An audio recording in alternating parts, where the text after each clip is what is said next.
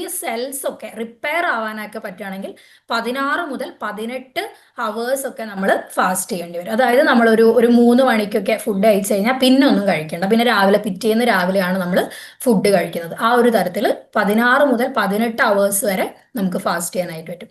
പിന്നെ 24 മണിക്കൂർ ഫാസ്റ്റിംഗ് ഉണ്ട്. അത് ഒരു തവണ മാത്രം, ദിവസത്തിൽ ഒരു തവണ മാത്രം ഫുഡ് കഴിച്ചിട്ടാണ് ഫാസ്റ്റ് ചെയ്യുന്നത്. ഇതൊക്കെ നമുക്ക് മെഡിക്കൽ പ്രിസ്ക്രിപ്ഷൻ ഒന്നും ഇല്ലാതെ ഒരു മോണിറ്റർ ചെയ്യാൻ ഒരാളും ഇല്ലാതെയും നമുക്ക് ഈ ഫാസ്റ്റിങ്സ് ഒക്കെ ചെയ്യാം. ഇത് നമുക്ക് ആരോടും ചോദിക്കേണ്ട, നമുക്കൊരു താല്പര്യം ഉണ്ടായാൽ മതി. എനിക്കിന്ന് ഫാസ്റ്റ് ചെയ്യാൻ താല്പര്യമുണ്ട്, അപ്പോൾ ഞാൻ സ്വന്തമായി ചെയ്യുന്നു. ഇതുകൊണ്ട് വലിയൊരു മാറ്റങ്ങളൊന്നും, പിന്നെ ഡയബറ്റീസ് അത് ആർക്കൊക്കെയാണ് റെസ്ട്രിക്റ്റഡ് എന്ന് ഞാൻ പറയാം. ഇത് സാധാരണ ഹെൽത്തി ആയിട്ടുള്ള എല്ലാവർക്കും സ്വന്തമായി ചെയ്യാൻ പറ്റുന്നതാണ്. പക്ഷേ ഇനി വരുന്ന ഈ 4 ടൈപ്പ്, അതായത് 36 മുതൽ 48 അവേഴ്സ് വരെ, അതായത് 2 ദിവസമൊക്കെ ഫാസ്റ്റ് ചെയ്യുകയാണെങ്കിൽ വിത്ത് മെഡിക്കൽ മോണിറ്ററിങ് മാത്രമേ നിങ്ങൾ ചെയ്യാൻ പാടുള്ളൂ.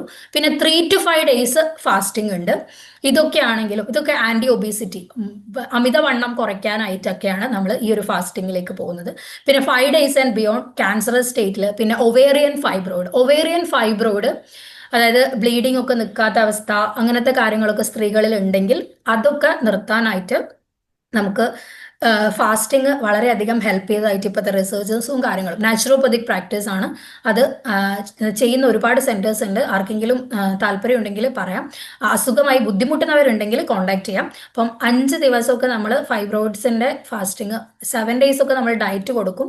അതിൻ്റെ കൂടെ ഫാസ്റ്റിങ്സ് ചെയ്യിപ്പിക്കുന്ന സ്ഥലങ്ങളുണ്ട്. അങ്ങനെ ചെയ്ത് കഴിഞ്ഞാൽ ഇതൊക്കെ ഡിസീസ് കണ്ടീഷൻസിലാണ് വരുന്നത്. മെയിൻലി 2 ദിവസം, 5 ദിവസം, 3 ദിവസം ഒക്കെ ഫാസ്റ്റ് ചെയ്യുന്നത് ക്രോണിക് ആയിട്ടുള്ള ഡിസീസസ് മാനേജ് ചെയ്യാൻ, അതായത് അസുഖങ്ങൾ മാനേജ് ചെയ്യാനാണ് ചെയ്യുന്നത്.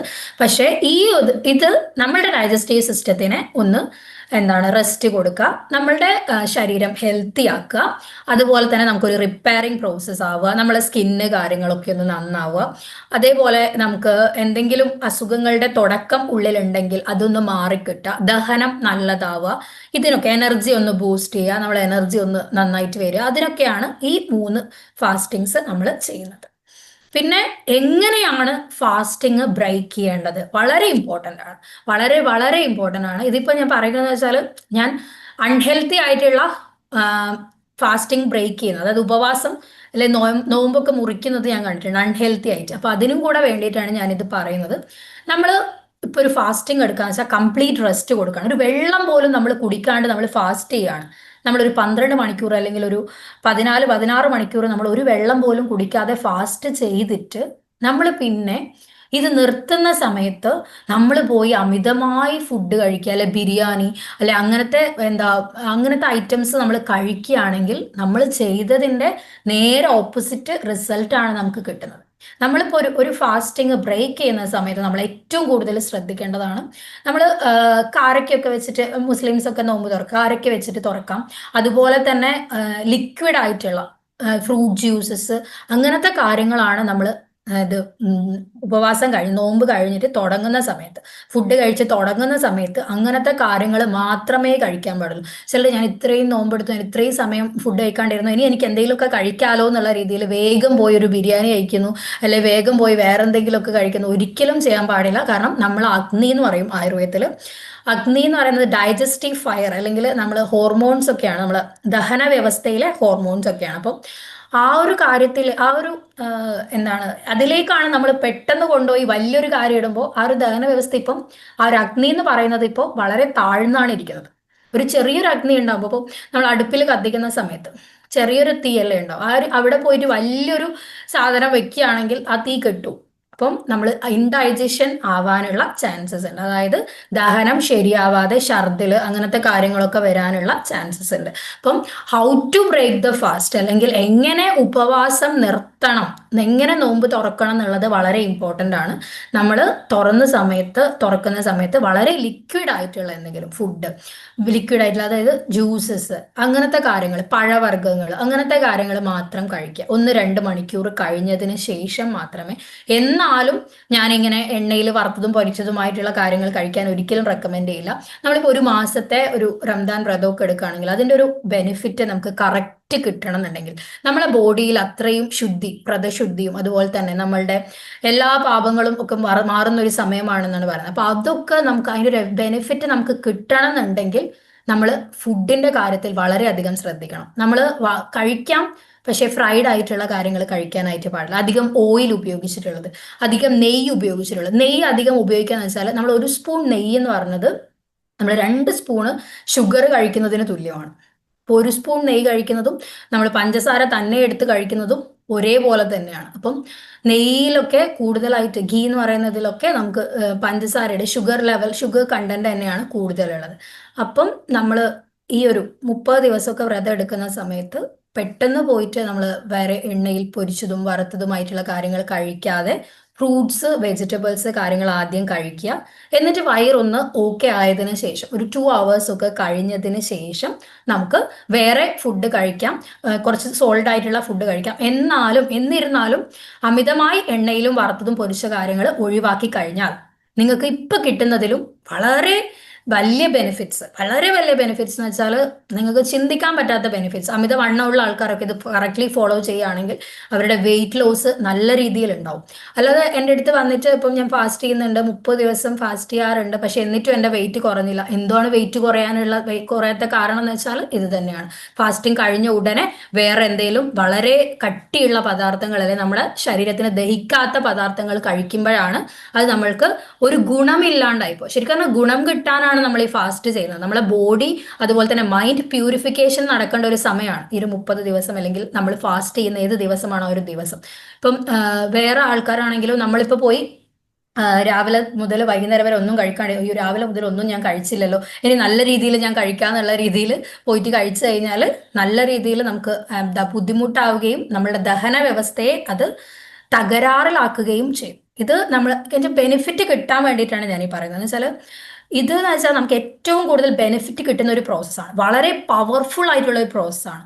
പക്ഷെ എന്തുകൊണ്ട് നമുക്ക് ആ ബെനിഫിറ്റ്സ് കംപ്ലീറ്റ്ലി അച്ചീവ് ചെയ്യാൻ പറ്റുന്നില്ല എന്നത് ഈ ഒരു അൺഹെൽത്തി ആയിട്ടുള്ള ബ്രേക്കിംഗ് ദ ഫാസ്റ്റ്, അതായത് ഉപവാസത്തിന് ശേഷം, നോയമ്പിന് ശേഷം നമ്മൾ കഴിക്കുന്ന അൺഹെൽത്തി ആയിട്ടുള്ള ഫുഡ് പ്രാക്ടീസസ് കൊണ്ടാണ്. ശരിക്കും നമുക്ക് അറിയില്ല എന്താണ് നമ്മൾ അതിന് ശേഷം കഴിക്കുന്നത്. വളരെ പതിയെ മാത്രമേ നമ്മളൊരു നോർമൽ ഡയറ്റിലേക്കോ അല്ലെങ്കിൽ കൂടുതലായി കഴിക്കുന്ന ഒരു ഡയറ്റിലേക്കോ പോകാൻ പാടുള്ളൂ. ശരിക്കും പറഞ്ഞാൽ ആയുർവേദ പ്രകാരം പറയുന്നത് നമ്മൾ ആദ്യം ഒരു കഞ്ഞി പോലത്തെ കാര്യങ്ങൾ കഴിക്കുക, അത് കഴിഞ്ഞ് പിന്നെ ഒരു പയറിൻ്റെ ഒരു സൂപ്പ് കഴിക്കുക, അത് കഴിഞ്ഞ് നമ്മൾ ഓരോ ദിവസം വെച്ചാണ് അവർ പറയുന്നത്. ആദ്യം കഞ്ഞിവെള്ളം മാത്രം കുടിക്കുക, രണ്ടാമത്തെ ദിവസം കഞ്ഞി കഴിക്കുക, മൂന്നാമത്തെ ദിവസം നമ്മൾ കഞ്ഞിയും പയറും കൂടെ ഒരുമിച്ച് മിക്സ് ചെയ്തിട്ട് കഴിക്കുക, പിന്നെ ചോറും ഈ ഒരു പയറ് സൂപ്പും കഴിക്കുക. അങ്ങനെ ഓരോ ദിവസങ്ങളായിട്ടാണ് ശരിക്കും നമ്മൾ കറക്റ്റ്ലി ഒരു ഫാസ്റ്റിംഗ് ഒക്കെ ചെയ്ത് കഴിഞ്ഞാൽ നമ്മളത് ബ്രേക്ക് ചെയ്ത് കൊണ്ടുവരേണ്ടത്.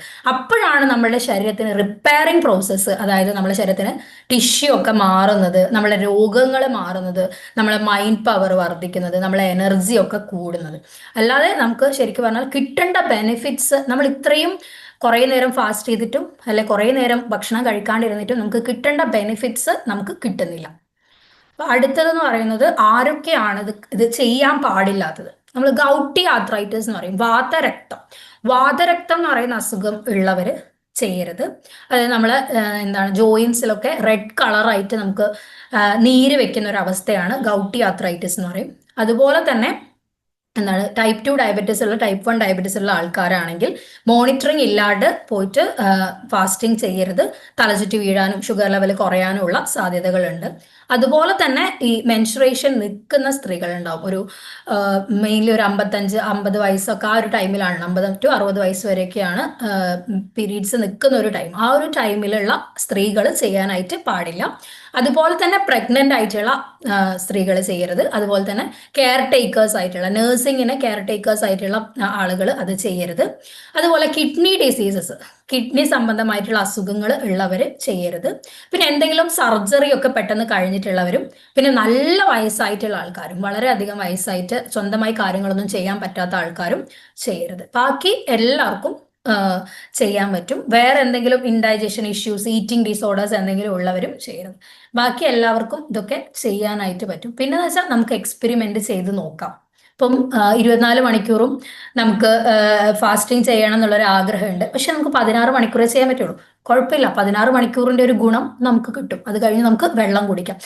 ഇത് നമ്മളൊരു ചോയ്സ് ആണ്. നമുക്ക് വേണമെങ്കിൽ ഞാൻ ഒക്കെ ഹോസ്റ്റലിൽ താമസിക്കുന്ന സമയത്ത് എൻ്റെ റൂംമേറ്റ്സും എൻ്റെ ഫ്രണ്ട്സും ഒക്കെ ഒരുപാട് പേരുണ്ട്. ഞാൻ നോമ്പെടുക്കുമായിരുന്നു. ഞാൻ അവരെ കൂടെ നോമ്പെടുക്കും. ആദ്യത്തെ ഒരു ദിവസം എനിക്ക് വെള്ളം കുടിക്കേണ്ടി വന്നു. പക്ഷെ പിന്നീടുള്ള ദിവസങ്ങളിൽ ഞാൻ അവരെ കൂടെ തന്നെ നോമ്പെടുത്തു. എല്ലാ ദിവസവും നോമ്പെടുക്കും. 4 മണിക്ക് എഴുന്നേറ്റ് ഫുഡൊന്നും എനിക്ക് അങ്ങനെ കഴിക്കാൻ പറ്റില്ല. പക്ഷെ എന്നാലും ഞാൻ നോമ്പെടുക്കുമായിരുന്നു. വൈകുന്നേരം അവരെ കൂടെ ഇരുന്ന് നോമ്പ് മുറിക്കുമായിരുന്നു. അപ്പൊ അങ്ങനത്തെ കാര്യങ്ങളൊക്കെ നമുക്ക് എക്സ്പെരിമെന്റ് ചെയ്യാം. ഒരു ഗ്രൂപ്പിന്റെ കൂടെ ഒക്കെ നമ്മൾ ചെയ്യുകയാണെങ്കിൽ, ഇപ്പൊ വീട്ടിൽ എല്ലാവരും ഒരുമിച്ചൊക്കെ ചെയ്യുകയാണെങ്കിൽ നമുക്ക് ഒരു ഗ്രൂപ്പായിട്ട് ഇന്ന് കറി വെക്കുന്നില്ല, ഇന്ന് ഫുഡ് വെക്കുന്നില്ല എന്നുള്ള രീതിയിൽ അങ്ങനെയൊക്കെ ചെയ്യുകയാണെങ്കിൽ നമുക്ക് കുറച്ചും കൂടെ എന്താണ് ഫുഡിന്റെ മണമൊന്നും നമുക്ക് കിട്ടില്ലല്ലോ. അപ്പൊ പിന്നെ നമുക്ക് ചെയ്യാനായിട്ട് പറ്റും. ഗ്രൂപ്പായിട്ട് നമുക്ക് അങ്ങനെ ചെയ്യാനായിട്ട് പറ്റും. അപ്പൊ നമുക്ക് ട്രൈ ചെയ്യാം.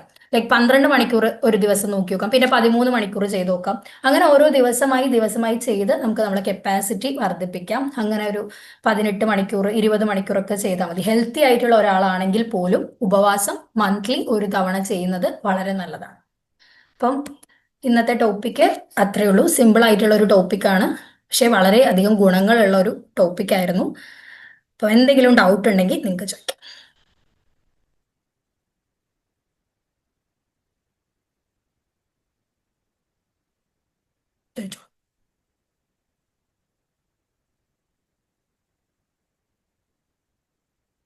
ആർക്കും ഡൗട്ടൊന്നുമില്ലേ?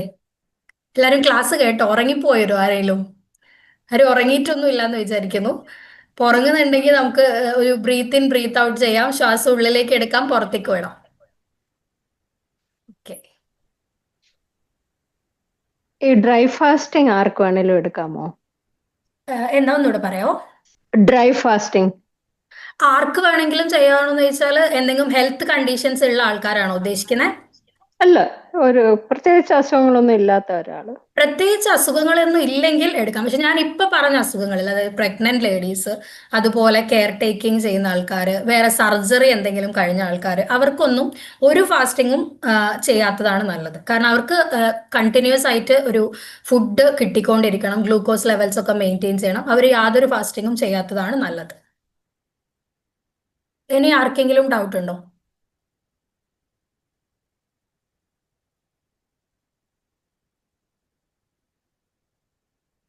ഓക്കെ. ഇപ്പൊ മാം ഒരു എന്തെങ്കിലും ഡൗട്ടോ ഡൗട്ട്? ആ ഒരു പറയുന്നു. ഡൗട്ട് അതായത് നമ്മൾ ഉപവാസം എന്ന് പറയുമ്പം ആ. രാവിലെ തൊട്ട് രാത്രി വരെ ഒന്നും കഴിക്കാതിരിക്കുക എന്നുള്ള അത് ഡിപ്പെൻസ് ആണ്. ഇപ്പം നമ്മളിപ്പോ രാവിലെ ബ്രേക്ക്ഫാസ്റ്റ് മുതൽ ഒന്നും കഴിക്കുന്നില്ല, രാത്രി വരെ 12 മണി, ഞാൻ പറഞ്ഞല്ലോ ഇന്റർമീഡിയന്റ് ഫാസ്റ്റിംഗ് എന്ന് പറയുന്നത് തന്നെ 13 to 15 അവേഴ്സ് ആണ് വരുന്നത്. 13 to 15 അവേഴ്സ് എങ്ങനെ വരും എന്ന് വെച്ചാൽ, രാവിലെ മുതൽ കഴിക്കാണ്ട് ഇരുന്ന് കഴിഞ്ഞാൽ തന്നെ രാത്രി കഴിക്കുന്ന സമയത്താകുമ്പോഴത്തേക്ക് ഒരു 4 മണി to 4 മണി ആകുമ്പോൾ തന്നെ എന്തായി, 12 മണിക്കൂറായി. അങ്ങനെ ചെയ്യാം നമുക്ക്. അല്ലെങ്കിൽ രാത്രി കുറച്ച് നേരത്തെ ബ്രേക്ക്ഫാസ്റ്റ്, ഡിന്നർ കുറച്ച് നേരത്തെ കഴിക്കാം, ബ്രേക്ക്ഫാസ്റ്റ് കുറച്ച് ലേറ്റ് ആയി കഴിക്കാം. അപ്പൊ നമുക്ക് 15 മണിക്കൂർ, മോർ ദാൻ 15 മണിക്കൂർ, 16 മണിക്കൂറൊക്കെ കിട്ടും. അത് ഡിപ്പെൻസ് ആണ് നിങ്ങളുടെ കൺവീനിയൻ. ഇപ്പൊ രാവിലെ പകലൊക്കെ വർക്ക് ചെയ്യുന്ന ആൾക്കാരാണെങ്കിൽ ബുദ്ധിമുട്ടായിരിക്കും. അപ്പൊ നൈറ്റിൽ എടുക്കുന്നതായിരിക്കും കുറച്ചും കൂടെ ബെറ്റർ. Thank you. അപ്പം പിന്നെ ഈ ഡൗട്ടൊന്നും ഇല്ല എന്നാണ് വിചാരിക്കുന്നത്. ഇതിന്റെ റെക്കോർഡിംഗ് സെഷൻസ് നമ്മൾ അപ്ലോഡ് ചെയ്യുന്നതായിരിക്കും. അപ്പൊ നിങ്ങൾക്ക് ആർക്കെങ്കിലും കാണണം എന്നുണ്ടെങ്കിൽ, ഒന്നുകൂടെ കാണണം എന്നുണ്ടെങ്കിൽ കാണാം. ഇനി കൂടുതൽ പ്രാക്ടിക്കൽ സെഷൻസ് ചെയ്യണം എന്നുണ്ട്, പ്രാക്ടിക്കൽ സെഷൻസ് ചെയ്യാം. അതുപോലെ തന്നെ നമ്മളെ ചക്ര കോഴ്സ് വളരെ ഗംഭീരമായി നടക്കുന്നുണ്ട്. നല്ല രീതിയിൽ അവർക്ക് മാറ്റങ്ങളൊക്കെ വന്ന് ഞാൻ കാണുന്നുണ്ട്, എല്ലാവർക്കും ഇഷ്ടപ്പെടുന്നുണ്ട്. അതുപോലെ നമ്മൾ പ്രാക്ടിക്കൽ സെഷൻ മോർണിംഗ് ഉള്ളതും ഇപ്പം ചെയ്യുന്നുണ്ട്. ഇപ്പം ആൾക്കാർ ജോയിൻ ചെയ്ത് തുടങ്ങിയിട്ടുണ്ട്. ആർക്കെങ്കിലും ജോയിൻ ചെയ്യണമെന്നെങ്കിൽ പ്രദീപ് സാറിൻ്റെ അടുത്ത് പറഞ്ഞാൽ മതി. അപ്പം അത്രേ പറയാനുള്ളൂ. വേറെ എല്ലാവർക്കും നല്ലൊരു ദിവസമാവട്ടെ, നല്ല രീതിയിൽ ഉറങ്ങാനായിട്ടൊക്കെ പറ്റട്ടെ. അപ്പം ശരി, അപ്പം ഞാൻ കൺക്ലൂഡ് ചെയ്യാണ്. Thank you. Thank you ma'am.